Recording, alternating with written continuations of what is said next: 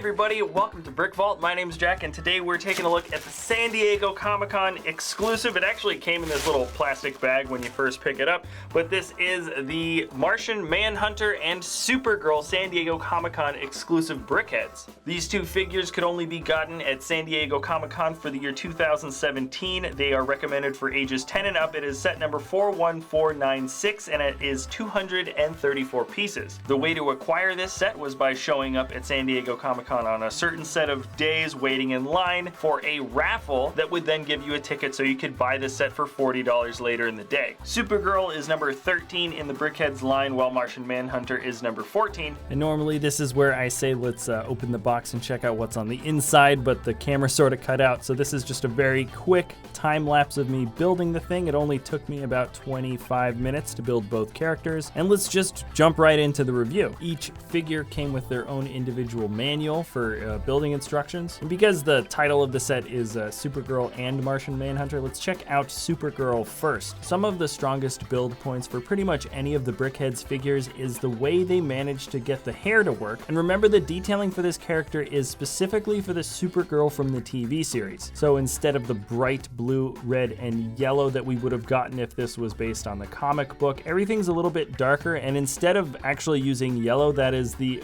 gold that is to make up the belt that goes around the middle. The hair is kind of like a dark blonde, and you can see that it's a bit straight and also a bit curly, and I kind of like that they intentionally led some of the studs exposed instead of kind of keeping everything perfectly tile smooth. The print on the front for the S is pretty basic, and I kind of like that they showed the little dip or point in the belt in the front as an actual just Lego build instead of how they did for Wonder Woman with the print that showed sort of a similar curve on the front of her figure. You can also see that there is the San Diego Comic-Con exclusive little print that goes in the front on the plates, or the tiles I should say, and I still think Brickheadz totally messed up by not putting the number of the character on the actual tile print and instead just leaving it on the box. In terms of trying to make these characters feel a little bit more collectible, and I think that is definitely what Lego is trying to do, this feels like a very easily missed opportunity. Sorry, that's not really a critique on the build for this figure, just something that I think generally lacks within the Brickheadz line. Now let's move on to Martian Manhunter. The detailing is also from the same show, so he does not come in that sort of vibrant green and blue and red, but instead the green skin is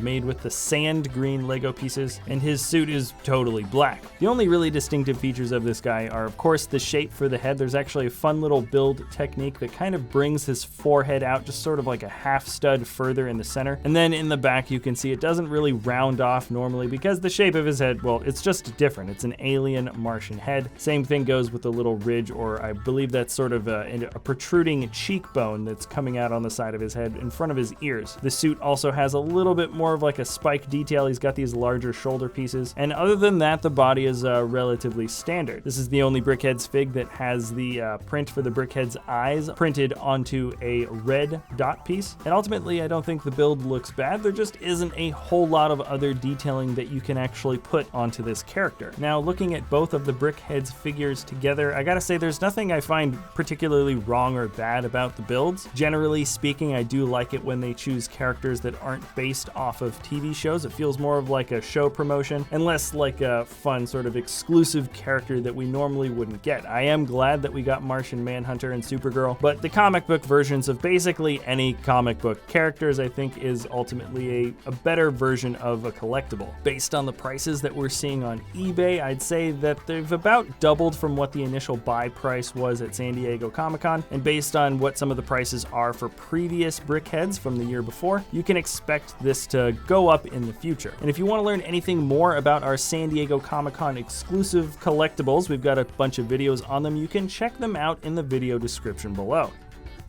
All right, that's it for this episode, everybody. Thanks a lot for watching. Remember, if you enjoy our content, you can always like or subscribe. And if you check the description below the video, there is information about our live streaming schedule as well as a mailing address. Anyways, that's it. Thanks a lot for watching, and we'll see you next time at BrickVault.